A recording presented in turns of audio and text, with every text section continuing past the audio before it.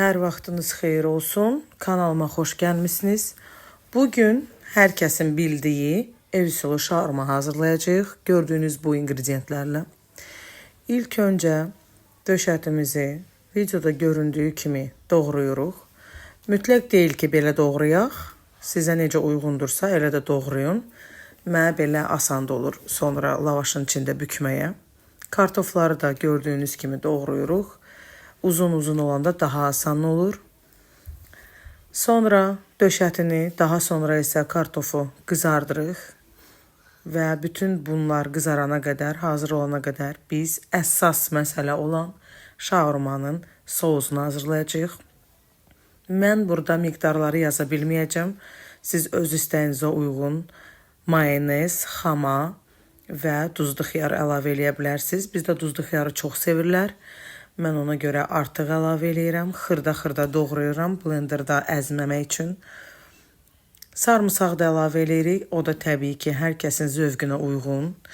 Bizdə uşaqlar sarımsağı elə də çox sevmir. Ona görə bacardığım qədər az eləyirəm. Sarımsağı xırda doğraya da bilərsiniz. Mənim kimi çörkadan keçirdə də bilərsiniz.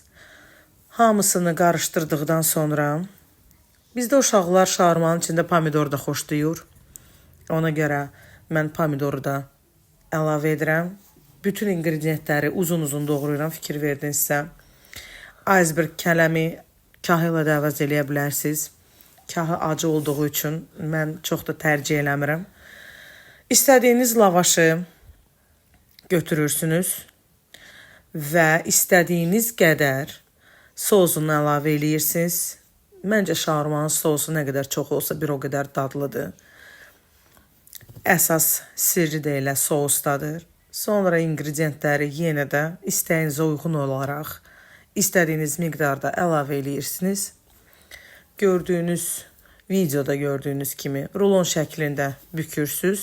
Bu mütləq bu şəkildə eləmək lazımdır. Daha sonra əgər tosterınız varsa tosterda, yoxdursa mənim kimi qızğın bir tavada o üz bu üz qızardırsınız. Sonra da nuş eləyirsiniz. Sizə kəsib içində göstərəcəm. İstəsəz sousunu siz artıq eləyərsiniz. Mən uşaqlar üçün bu qədər eləmişəm.